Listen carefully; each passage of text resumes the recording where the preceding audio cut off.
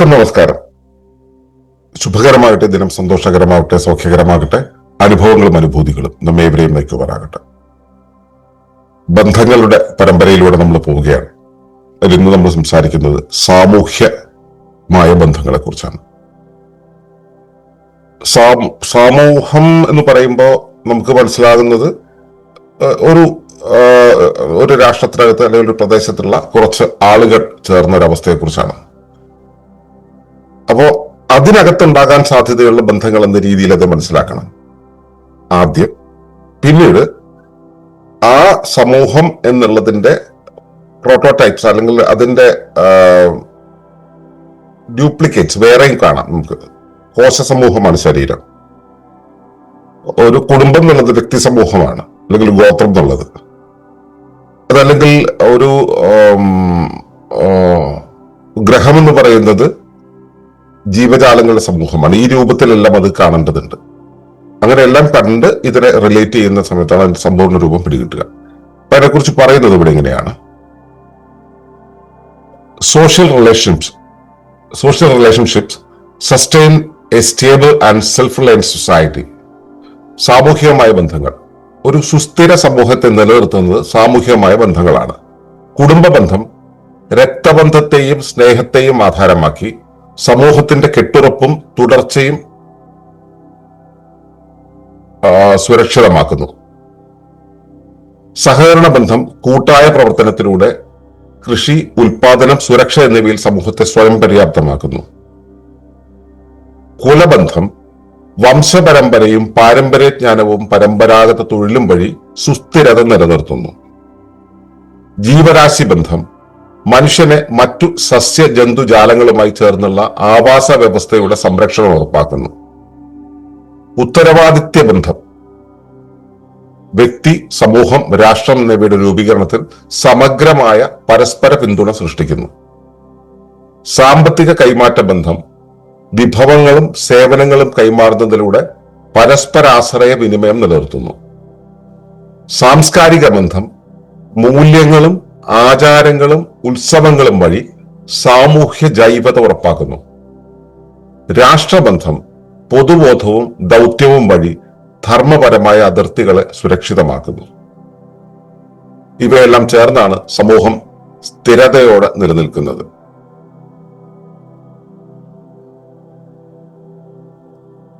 ഇതിന്റെ പോസ്റ്റർ വായിക്കുന്ന ഒരാൾക്ക് ഇതെല്ലാം എനിക്ക് അറിയാവുന്നതാണല്ലോ എന്ന് തോന്നും.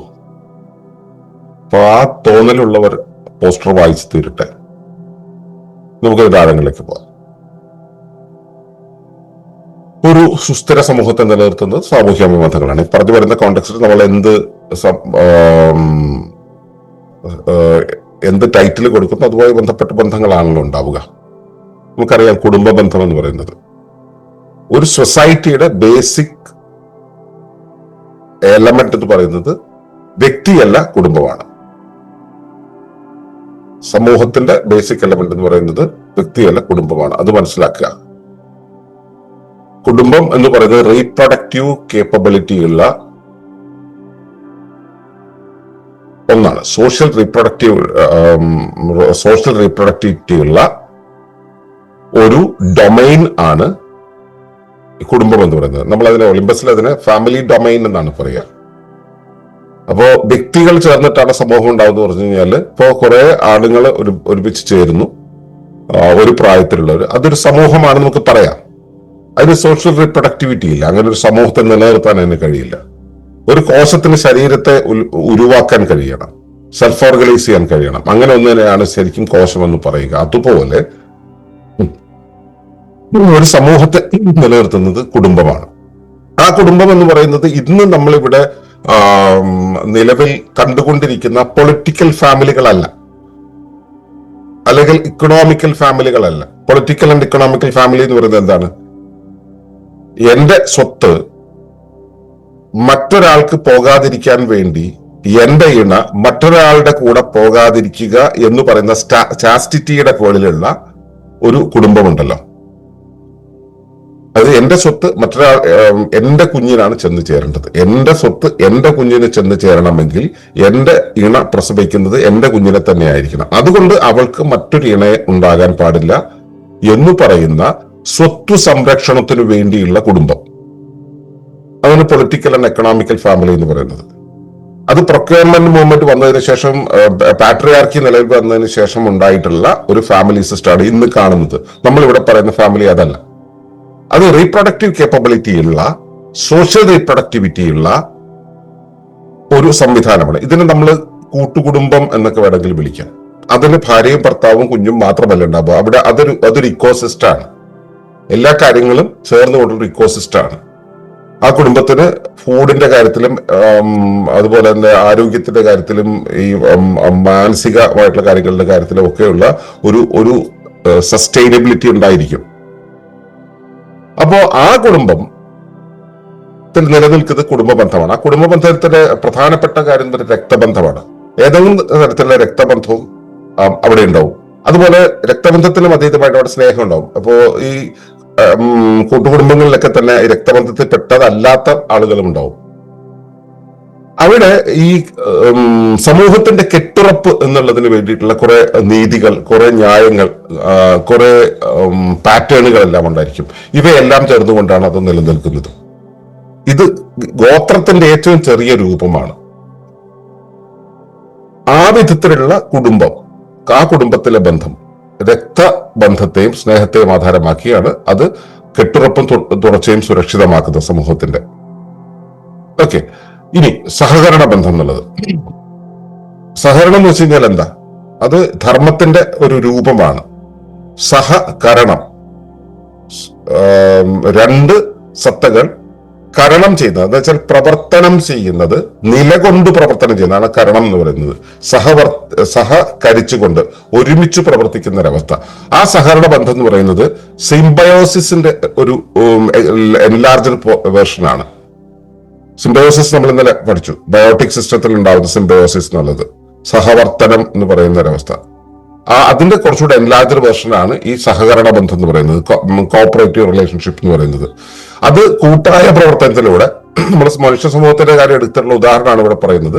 കൂട്ടായ പ്രവർത്തനത്തിലൂടെ കൃഷി, തനിക്ക് വേണ്ടുന്ന വിഭവങ്ങൾ ഉൽപ്പാദിപ്പിക്കുന്ന ഒരവസ്ഥ, തനിക്ക് വേണ്ടുന്ന മറ്റെന്തെങ്കിലുമൊക്കെ ഉൽപ്പാദിപ്പിക്കുന്ന ഉൽപാദനം എന്നുള്ളൊരവസ്ഥ, ഇപ്പോ ഗൃഹത്തിന്റെ നിർമ്മാണം തുടങ്ങിയ കാര്യങ്ങൾ, അതുപോലെ എല്ലാവരും കൂടെ ചേർന്ന് ഉണ്ടാകുന്ന സുരക്ഷ, ഇങ്ങനെയുള്ള കാര്യങ്ങൾ കൂട്ടായ പ്രവർത്തനത്തിലൂടെ നമ്മൾ ഉരുവാക്കുന്ന ഒരവസ്ഥ, അത് സമൂഹത്തെ സ്വയം പര്യാപ്തമാക്കും. അത് സഹകരണം എന്നുള്ളതാണ്. അതിന്റെ ഭാഗമായിട്ട് നമ്മളെ വ്യക്തികളെ വാർത്തെടുക്കാൻ വേണ്ടിയിട്ടുള്ള ഗുരുകുലങ്ങൾ ഇവിടെ ഉണ്ടായിരുന്നു. അതുപോലെ തന്നെ തീരുമാനങ്ങൾ സ്വയം എടുക്കുന്ന ഗ്രാമക്കൂട്ടങ്ങൾ, പഞ്ചായത്തുകൾ തുടങ്ങിയ കാര്യങ്ങൾ ഇവിടെ ഉണ്ടായിരുന്നു എന്നാണ് ഞാൻ പറഞ്ഞത്. ഉണ്ട് എന്നല്ല, ഉണ്ടായിരുന്നു.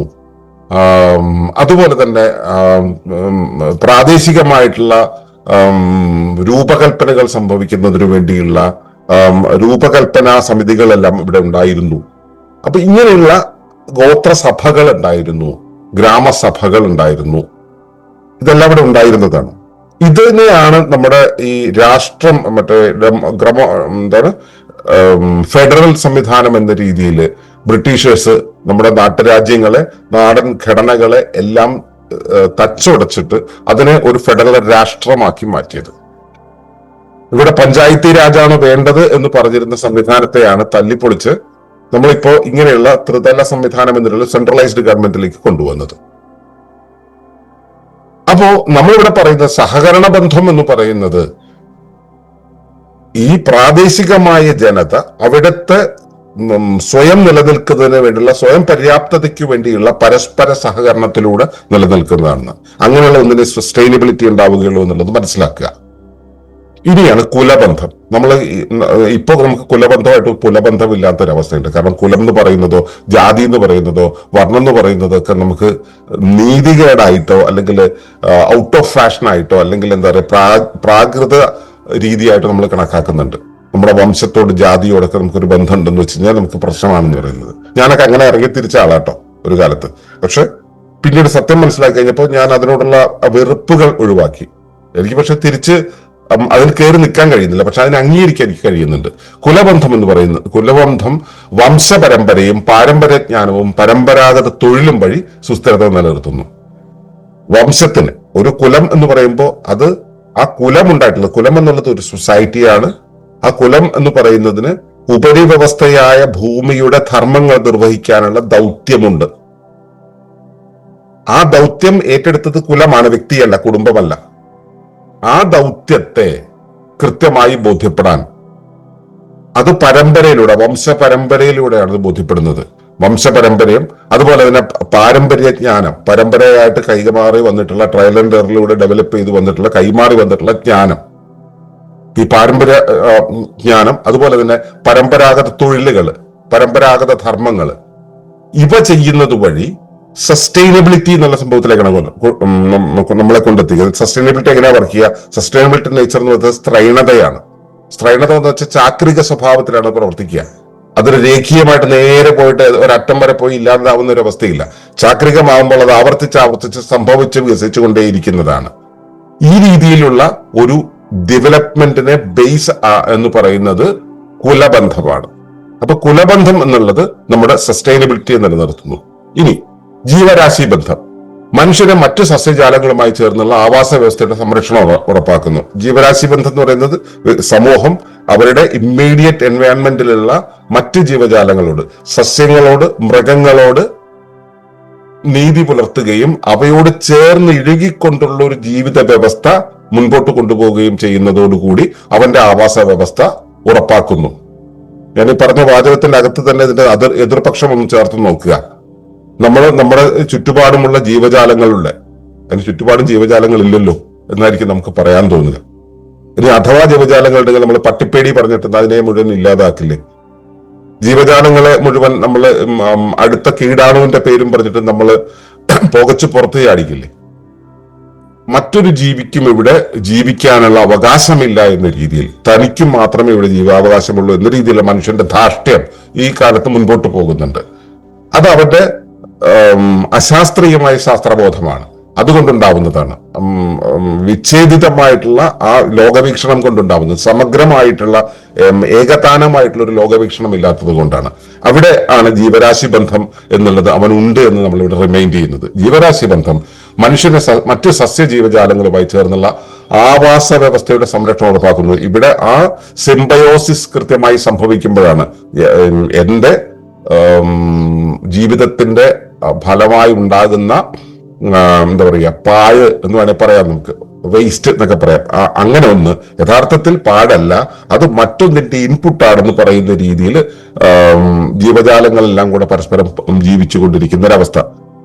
ഇപ്പോ മനുഷ്യർ ജീവിക്കുന്നിടത്ത് കാക്കകൾ ഉണ്ടാവും. ഈ അടുത്ത കാലത്ത് കാക്കകളെ തന്നെ വളരെ കുറവായിട്ട് കാണുന്നത്. നമ്മളുടെ മൊബൈൽ ടവറുകളും കീടനാശിനികളും എല്ലാം കൊണ്ട് ഈ മറ്റ് ജീവജാലങ്ങൾക്ക് ഇവിടെ നിലനിൽക്കാൻ കഴിയാത്ത രീതിയിൽ ഉണ്ടായിട്ടുണ്ട്. കഴിഞ്ഞ ദിവസം വർഗീസേട്ടൻ പറഞ്ഞു, ഇവിടുത്തെ അവസാനത്തെ ഷഡ്പദവും ഇല്ലാതാകുന്നതോടുകൂടി നമ്മുടെ മനുഷ്യരാശി എന്നേക്കുമായി നിന്നു പോകുന്നത്. അത് നിന്നു പോകാതിരിക്കണമെങ്കിൽ ഈ ജീവരാശി ബന്ധം എന്നുള്ളത് ഓൾറെഡി പ്രകൃതിയിൽ നേച്ചറലി ഉള്ളതാണ്, സ്വാഭാവികമായിട്ടുള്ളതാണ്. അതിനെ ബ്രേക്ക് ചെയ്യാതിരിക്കാനുള്ള സാമാന്യ ബോധം നമ്മുടെ ശാസ്ത്ര സാങ്കേതിക സമീപനത്തിനുണ്ടായിരിക്കണം. ഇപ്പൊ ഇത് നമ്മൾ നഷ്ടമാക്കിക്കൊണ്ടിരിക്കുകയാണ്. അവിടെ നമുക്ക് പ്രശ്നങ്ങൾ ഉണ്ട് എന്നുള്ളത് മനസ്സിലാക്കുക. ഇനിയാണ് ഉത്തരവാദിത്ത ബന്ധം അഥവാ ദൗത്യബന്ധം എന്ന് പറയുന്നത്. ദൗത്യബന്ധം വ്യക്തി, സമൂഹം, രാഷ്ട്രം എന്നിവയുടെ രൂപീകരണത്തിൽ സമഗ്രമായ പരസ്പര പിന്തുണ സൃഷ്ടിക്കുന്നു. ഞാൻ എന്റെ കുഞ്ഞിനെ നോക്കണം എന്ന് നമുക്ക് അറിയാം. ഞാൻ ഇപ്പോ നമ്മുടെ ഒളിമ്പസിന്റെ സഹവാസങ്ങളിൽ വന്നു കഴിഞ്ഞാൽ നമ്മൾ പറയും, നിങ്ങളുടെ കുഞ്ഞുങ്ങളെ നിങ്ങൾ നോക്കേണ്ട കാര്യമില്ലെന്ന്. കാരണം നിങ്ങളുടെ കുഞ്ഞുങ്ങളെ അവിടെ കൊണ്ട് വിട്ടു കഴിഞ്ഞാൽ അവിടെയുള്ളവരെല്ലാവരും തന്നെ അതിനെ സ്വന്തം കുഞ്ഞായിട്ട് കരുതി അവരെ എല്ലാം പരിഗണിക്കും. എല്ലാവരും എല്ലാവരുടെ കുഞ്ഞുങ്ങളെയും നോക്കുന്ന ഒരു മനോതലത്തിലേക്ക് വരുന്ന സമയത്ത് അവിടെ അത് സ്വാഭാവികമായി സംഭവിക്കും. അവരവരുടെ മക്കളെ മാത്രം നോക്കുക എന്നുള്ളതല്ല, സാമൂഹ്യമായിട്ട് ആ മക്കളെ നോക്കുക എന്നുള്ളൊരവസ്ഥ വരുന്ന സമയത്ത് അത് എല്ലാ കാര്യങ്ങളും അവിടെ നടക്കും. ഇതുപോലെ വഴി കൂടെ പോകുമ്പോൾ ഒരു മുള്ള് കിടക്കുന്നുണ്ടെങ്കിൽ അത് എന്റെ കാലിൽ കുത്തണ്ട എന്ന് കരുതിയിട്ടല്ല നമ്മൾ മാറ്റിയിടേണ്ടത്, അത് ആരുടെയും കാലിൽ കുത്തരുതെന്ന് കരുതി മാറ്റിയിടണം. ഒരു വഴിയിലൂടെ വണ്ടി ഓടിക്കുന്ന സമയത്ത് എന്റെ വണ്ടിയിൽ ആരും മുട്ടാതിരിക്കാൻ ഞാൻ സേഫായിട്ട് പോകണം എന്നുള്ളതല്ല, ആരുടെയും മേലെ മുട്ടാതിരിക്കാൻ, ആർക്കും അപകടം വരാതിരിക്കാനുള്ള ഒരു വീക്ഷണം, ശ്രദ്ധ, കരുതൽ നമ്മുടെ ഉള്ളിൽ ഉണ്ടായിരിക്കണം. അങ്ങനെ ജീവിതത്തിലെ സമസ്ത മേഖലകളിലും എനിക്ക് ദൗത്യങ്ങൾ ഉണ്ടാവുക, അല്ലെങ്കിൽ ഉത്തരവാദിത്തം ഉണ്ടാവുക എന്നുള്ളത് വഴിയാണ് വ്യക്തി എന്നുള്ളത് തന്നെ രൂപപ്പെടുന്നത്. ശരിയായ വ്യക്തി, സമഗ്രമായ വ്യക്തി എന്നുള്ളത് അനുരൂപന സാധ്യതയുള്ളതാണ്, എല്ലാമായിട്ടും പൊരുത്തത്തിന് സാധ്യതയുള്ളതാണ്. അല്ലെങ്കിൽ ഞാൻ എന്റെ ലോകത്തേക്ക് വേറെ ആരും വരരുത്, വേറെ ആരുടെ ലോകത്തേക്ക് ഞാൻ പോവുകയുമില്ല എന്ന് പറയുന്ന വ്യക്തിപരതയിൽ ഊന്നിയ വ്യക്തിത്വമല്ല നമ്മളിവിടെ ഉദ്ദേശിക്കുന്നത്. സർവപരതയിൽ ഊന്നിയ സാകല്യ വ്യക്തിത്വമാണ്. ആ സാകല്യ വ്യക്തിത്വം, സാകല്യ സമൂഹവും സാകല്യ രാഷ്ട്രവും, അവയുടെ രൂപീകരണത്തിൽ സമഗ്രമായ പരസ്പര പിന്തുണ ഉണ്ടാക്കുന്നത് ഉത്തരവാദിത്ത ബന്ധമാണ്, ദൗത്യബോധമാണ്. അതുപോലെ സാമ്പത്തിക ബന്ധം എന്ന് പറയുന്നത്, സാമ്പത്തിക കൈമാറ്റ ബന്ധം എന്ന് പറയുന്നത് വിഭവങ്ങളും സേവനങ്ങളും കൈമാറുന്നതിലൂടെ പരസ്പര ആശ്രയ വിനിമയം നിലനിർത്തുന്നു എന്നുള്ളതാണ്. ഈ സാമ്പത്തിക കൈമാറ്റം പണ്ട് ബാർട്ടറൊക്കെ ഉണ്ടായിരുന്നു. ഇപ്പൊ നമ്മളത് എന്താണ് ഫിയറ്റ് കറൻസിയുടെ പേരിലേക്ക് മാറിയിട്ടുണ്ട്. ഇത് പണത്തെ നിയന്ത്രിക്കുന്ന ചില കുടുംബങ്ങളുടെ രീതിക്കനുസരിച്ച് ആ മെത്തേഡ് മുഴുവൻ മാറി നിൽക്കുകയാണ്. ഇപ്പൊ ഇലക്ട്രോണിക് കറൻസിയിലേക്ക് വന്നു. അപ്പൊ ഇത് സമൂഹം മുഴുവൻ അതിലേക്ക് ഫോക്കസ്ഡ് ആയി. കാരണം എന്താ, നമ്മൾ സെൻട്രലൈസ്ഡ് ഗവൺമെന്റിന്റെ കീഴിലാണ് ജീവിക്കുന്നത്, സെൻട്രലൈസ്ഡ് സിസ്റ്റത്തിന്റെ കീഴിലാണ് പോകുന്നത്. അതുകൊണ്ട് തന്നെ നമ്മളുടെ ആ കൈമാറ്റ വ്യവസ്ഥ എന്നുള്ളത് എവിടെയോ ഇരുന്ന് തീരുമാനങ്ങൾ എടുക്കുന്ന ആരുടെയോ കൺട്രോളിലാണ്. അതുകൊണ്ട് തന്നെ നമ്മുടെ കൈമാറ്റ വ്യവസ്ഥ എന്നുള്ളത്, നമ്മുടെ ലോക്കലൈസ്ഡ് വിഭവങ്ങൾ നമുക്ക് വേണമെന്നുണ്ടെങ്കിൽ നമ്മൾ മറ്റൊരു രാജ്യത്തിലുള്ള ആളുടെ നിയന്ത്രണത്തിലുള്ള കറൻസി ഉപയോഗിച്ചിട്ട് അവൻ ഉപയോഗിച്ച സോഫ്റ്റ്വെയർ ഉപയോഗിച്ച് നമ്മളത് കൈകാര്യം ചെയ്യണം. നമ്മൾ അപ്പുറത്തെ വീട്ടിലുണ്ടായ വെണ്ടയ്ക്ക ഈ വീട്ടിലേക്ക് എത്തണമെങ്കിൽ നമ്മൾ ഈ ഒരു നെറ്റ്വർക്ക് യൂസ് ചെയ്യേണ്ട ഒരു അവസ്ഥയുണ്ട്. ശരിക്കും സാമ്പത്തിക കൈമാറ്റ ബന്ധം എന്ന് പറയുന്നത് വിഭവങ്ങളുടെ, ഊർജത്തിന്റെ, സേവനത്തിന്റെ കൈമാറ്റമാണ്. അത് പങ്കജാക്ഷക്കുറുപ്പ് ഇതിനെക്കുറിച്ച് പറഞ്ഞിട്ടുള്ളത് ഒരു തെരുവിൽ ഒരു കൈക്കോട്ട് മതി, ഒരു ഏണി മതി എന്നാണ്. ഒരു ഏണി ഉണ്ടെങ്കിൽ ഞാനും അവനും ഒരേ സമയത്ത് ഉപയോഗിക്കാതിരുന്നാൽ, അത് ഉപയോഗിക്കാതിരിക്കാനുള്ള വകതിരിവുണ്ടെങ്കിൽ ഒറ്റ ഏണി കൊണ്ട് ഒരു തെരുവിൽ എല്ലാവർക്കും ഉപയോഗിക്കാം എന്നുള്ളതാണ്. ഒരു കൈക്കോട്ടുണ്ടെങ്കിൽ എല്ലാവർക്കും അത് ഉപയോഗിക്കാം. ഒരു ദിവസം ഒരേ സമയത്ത് എല്ലാവരും ഉപയോഗിക്കാതിരുന്നാൽ മതി. അപ്പോൾ അവിടെയാണ് സഹകരണം ഉണ്ടാവുക. ആ രീതിയിലുള്ള സാമ്പത്തിക കൈമാറ്റ ബന്ധമാണെങ്കിൽ അത് പരസ്പരാശ്രയ വിനിമയം കൃത്യമായിട്ട് നിലനിർത്തും. ഇനി സാംസ്കാരിക ബന്ധം. സാംസ്കാരികം എന്ന് കേൾക്കുമ്പോൾ തന്നെ പലർക്കും ബുദ്ധിമുട്ടാണ്. സംസ്കാരം എന്നുള്ളത് നമ്മൾ ഈ പണ്ടൊരാളോട് ആദരിക്കുക എന്ന് പറഞ്ഞപ്പോൾ പൊന്നാടി ഇടുക എന്നുള്ള രീതിയിൽ ഇന്റർപ്രറ്റ് ചെയ്തതുപോലെ മുന്നിൽ കാണുന്ന ജീവജാലങ്ങളെ മുഴുവൻ നമ്മൾ ആദരവോട് കാണണം എന്ന് പറഞ്ഞപ്പോൾ വ്യക്തികളെ ആദരിക്കണം എന്ന ഒരു വാചകം ഞാൻ അതിനോട് പറഞ്ഞപ്പോൾ അയാൾ അവിടെ അതിനപ്പുറത്തേക്ക് അത് അവതരിപ്പിച്ചത് വ്യക്തികളെ കണ്ടു കഴിഞ്ഞാൽ അവർക്ക് പൊന്നാടയിട്ട് സ്വീകരിക്കണം എന്നാണ്. അതാണ് അത്ര ആദരവ്. ഇതുപോലെ ഈ സംസ്കാരം എന്ന് വെച്ച് കഴിഞ്ഞാൽ നമ്മൾ ഈ ഹെറിറ്റേജ് ടൂറിസം, ഹെറിറ്റേജ് ബാർ എന്നൊക്കെ പറയുന്ന രീതിയിലാണ് നമ്മൾ മനസ്സിലാക്കിയിട്ടുണ്ട്. സംസ്കാരം എന്ന് പറയുന്നത് എന്താണ്? ഒരു പാറ്റേൺ ആണ്, ഒരു സോഷ്യൽ പാറ്റേൺ ആണ്. ആ സോഷ്യൽ പാറ്റേൺ മൂല്യങ്ങളെ നിലനിർത്താൻ വേണ്ടിയാണ്. ആചാരങ്ങൾ എന്ന് പറയുന്നത് സോഷ്യൽ പാറ്റേണിന്റെ റിതമിക് സ്ട്രക്ചർ, അതുപോലെ തന്നെ അതിന്റെ ഫെമിനിറ്റി, സ്ത്രൈണത, അതിന്റെ സുസ്ഥിരത നിലനിർത്താൻ വേണ്ടിയാണ്. അതിന്റെ ആവർത്തന സ്വഭാവത്തെ പ്രോജ്വലിപ്പിക്കുന്നതാണ്, അതുവഴി അതിനെ നിലനിർത്തുന്നതാണ്. ഉത്സവങ്ങൾ എന്ന് പറയുന്നത് നമ്മളും പ്രകൃതിയും തമ്മിലുള്ള ഏകതാനാവസ്ഥയെ പുനഃസൃഷ്ടിക്കുന്നതാണ്. സാധന നമ്മളും വ്യക്തിയും പ്രകൃതിയും തമ്മിലുള്ള ഏകതാനതയെ നിലനിർത്തുവാൻ വേണ്ടിയുള്ളതാണെങ്കിൽ സമൂഹം ഉണ്ടാക്കുന്ന സാധനയാണ് ഉത്സവം എന്ന് പറയുന്നത്. ഒരു സമൂഹ മാനസത്തെ ഒരു ഏകീ മാനസമായിട്ട്, ഒരു കളക്റ്റീവ് ആയിട്ട് കൊണ്ടുവരുവാൻ വേണ്ടിയാണ് ഉത്സവങ്ങൾ ഉണ്ടായിട്ടുള്ളത്. ഇതെല്ലാം വഴി അവിടെ സൃഷ്ടിക്കുന്നത് എന്താ വെച്ചാൽ, സംസ്കാരത്തിലൂടെ നമ്മൾ സൃഷ്ടിക്കുന്നത് എന്തോന്ന് വെച്ച് കഴിഞ്ഞാൽ, മൂല്യങ്ങളും ആചാരങ്ങളും ഉത്സവങ്ങളും വഴി നമ്മളവിടെ സൃഷ്ടിക്കുന്നത് സമൂഹത്തിന്റെ ജൈവതയെയാണ്. അല്ലെങ്കിൽ സൃഷ്ടിക്കല്ല, ഉറപ്പാക്കുന്നത്. നമ്മൾ അത് നിലനിർത്തുകയാണ് ചെയ്യുന്നത്. ആവർത്തിച്ച് സംഭവിക്കുമ്പോൾ ഒരു ജീവശരീരത്തിൽ സംഭവിക്കുന്ന പോലെ ഒരു സാമൂഹ്യ ശരീരത്തിൽ അത് സംഭവിക്കുകയാണ് ചെയ്യുന്നത്. ഇതുപോലെ തന്നെയാണ് രാഷ്ട്രബന്ധം എന്ന് പറയുന്നത്. അത് പൊതുബോധവും ദൗത്യവും വഴി ധർമ്മപരമായ അതിർത്തികളെ സുരക്ഷിതമാക്കുന്നു. ധർമ്മപരമായിട്ട് ഇവിടെയുള്ള ഓരോ സത്തയ്ക്കും ഓരോ വ്യവസ്ഥയ്ക്കും ഒരു അതിരുണ്ട്. അതിനകത്തെ ഉത്തരവാദിത്വം പൂർണ്ണമായിട്ടും അതിന് പുറത്തെ ഉത്തരവാദിത്വം ഭാഗികമായിട്ടും അവനവൻ ഏറ്റെടുക്കേണ്ടതുണ്ട്. അതിന്റെ ആ ഒരു വേർതിരിഞ്ഞ ഇടത്തെയാണ് നമ്മൾ അതിര് എന്ന് പറയുക. ആ അതിരിൽ നിൽക്കുന്ന സമയത്ത്, അതിരിനെ വെച്ചുകൊണ്ട് സമൂഹവുമായിട്ട് ഇടപെടുന്ന സമയത്ത് നമുക്ക് വേണ്ടത് പൊതുബോധമാണ്. ഇവിടെ പൊതുബോധം എന്നുള്ളത് കൊണ്ട് നമ്മൾ ഉദ്ദേശിക്കുന്നത് സിവിക് സെൻസ് ആണ്. ഞാൻ വഴിയിലൂടെ നടക്കുന്ന സമയത്ത് ആ വഴിയിൽ ഞാൻ തിന്ന ബിസ്ക്കറ്റിന്റെ കടലാസ്, ബിസ്ക്കറ്റ് തിന്നണോ വേണ്ട എന്നുള്ള വേറെ വശം കേട്ടോ, ബിസ്ക്കറ്റിന്റെ കടലാസ് തൂക്കി ഇടേണ്ടതുണ്ടോ അല്ലെ ഇടാമോ എന്നത് നമുക്കറിയില്ല. നമ്മൾ കുടിച്ച ഒരു കുപ്പി നമ്മൾ കണ്ട വഴിയിൽ വലിച്ചെറിയും, നമ്മൾ പ്ലാസ്റ്റിക് വലിച്ചെറിയും. ഇത് എന്റെ ചുറ്റുമുള്ള പരിസ്ഥിതിയിൽ, എന്റെ ചുറ്റുമുള്ള ഒരു ലോകത്ത്, എന്റെ ചുറ്റുമുള്ള സമൂഹത്തിൽ ഇത് ചെയ്യാമോ, അതിനുള്ള അധികാരം എനിക്കുണ്ടോ, അവകാശം എനിക്കുണ്ടോ എന്നുള്ള കാര്യങ്ങളും നമ്മുടെ വിഷയമേ ഇല്ല. ഞാൻ ചെയ്യുന്നത് എന്റെ സൗകര്യത്തിനു വേണ്ടി, അത് സമൂഹത്തിലെ മറ്റൊരാൾക്ക് ബുദ്ധിമുട്ടുണ്ടാകുമോ എന്നുള്ള നമ്മുടെ വിഷയമല്ല. മാത്രമല്ല സമൂഹത്തിന് ഒരു സൗന്ദര്യം എന്നുള്ളൊരു കാര്യമുണ്ട്. സന്തോഷ് ജോർജ് കുളങ്ങരയുടെ ഒരു വീഡിയോയില് ആഫ്രിക്കയിലെ ഏതൊരു രാഷ്ട്രത്തിൽ കൂടെ സഞ്ചരിക്കുന്ന ഒരു കാര്യം പറയുന്നുണ്ട്. ഒരുപാട് കാര്യങ്ങൾ പറയുന്ന കൂട്ടത്തിൽ പുള്ളി റോഡിന്റെ ഒരു വശത്ത് വളരെ നീറ്റായിട്ടുള്ള, വളരെ ഡിസൈൻഡ് ആയിട്ടുള്ള, വളരെ സുന്ദരമായിട്ടുള്ള കെട്ടിടങ്ങളും ഒക്കെ പോകുന്ന സ്ഥലത്ത് മറുവശത്ത് പ്ലാസ്റ്റിക്കും ഒക്കെയുള്ള ദാരിദ്ര്യത്തിന്റെ സിമ്പൽ ആയിട്ടുള്ള ഒരു കാഴ്ചയും കണ്ടു എന്ന് പറഞ്ഞു. അതിന്റെ കാരണമായിട്ട് പുള്ളി പറഞ്ഞു, ഈ വശത്ത് അവിടെ തന്നെ ജനിച്ചു വളർന്നിട്ടുള്ള യൂറോപ്യൻ വംശജരുടെ താമസ സ്ഥലവും ഈ വശത്ത് അവിടെ ഉണ്ടായിരുന്ന ആഫ്രിക്കൻ വംശജരും ജീവിക്കുന്നു എന്നുള്ളതാണ്. ഞാൻ കഴിഞ്ഞ തവണ ഈ രാമേശ്വരത്ത് പോയപ്പോ, രാമേശ്വരത്തെ കുറിച്ച് ഞാൻ കേട്ടത് അവിടെ വളരെ ഗ്രേറ്റ് ആണ്, അവിടെ മറ്റേ അമ്പലവും അവിടുത്തെ പൂജയും ദൈവീകതയൊക്കെ ഭയങ്കര സംഭവമാണെന്നൊക്കെ പറഞ്ഞിട്ടാണ് ഞാൻ അവിടെ പോയത്. അവിടെ പോയി കാലെത്തിയ നിമിഷം മുതൽ ഞാനൊരു എൻവയോൺമെന്റലിസ്റ്റ് എന്നുള്ള രീതിയിൽ ചുറ്റുപാടിനെ കുറിച്ച് പരിഗണിക്കുക എന്നുള്ള രീതിയിലൊക്കെ എന്റെ കാഴ്ചകൾ പോകുമല്ലോ. ഇതിനു മുമ്പ് എന്നോട് കഥ പറഞ്ഞവർക്ക് ആ കാഴ്ച പോയിട്ടില്ല. ഞാൻ പോയി കാണുന്ന സമയത്ത് ഇത്രയേറെ പ്ലാസ്റ്റിക് കൂടിയ ഒരു സ്ഥലം ഞാൻ കണ്ടിട്ടില്ല. ഭക്തകോടികൾ അവിടെ എത്തുന്നു. ഈ ഭക്തകോടികളെല്ലാം കോടിക്കോടിയായിട്ടാണ് പ്ലാസ്റ്റിക് കവറുകളും സാധനങ്ങളെല്ലാം അവിടെ എല്ലാം ഉപേക്ഷിച്ചിട്ട് പോകുന്നത്. ഇത് പുനഃസ്ഥാപിക്കാനുള്ള ഒരു ധർമ്മം അവിടുത്തെ മുനിസിപ്പാലിറ്റിക്കും തോന്നുന്നില്ല. ഇത് ഈ മറ്റേ പുരാതനമായിട്ടുള്ള ക്ഷേത്രത്തിനകത്ത് പോയാൽ അവിടെയും ഇതൊക്കെ തന്നെ അടിച്ചുപാടലൊക്കെ ഉണ്ട്. പക്ഷെ ഇത് വൃത്തിയാക്കുക എന്നുള്ളത് അവരുടെ ഉത്തരവാദിത്തമല്ല, വൃത്തിയായി സൂക്ഷിക്കുക എന്നുള്ളത് അവിടെ ചെല്ലുന്നവന്റെ ഉത്തരവാദിത്തമല്ല.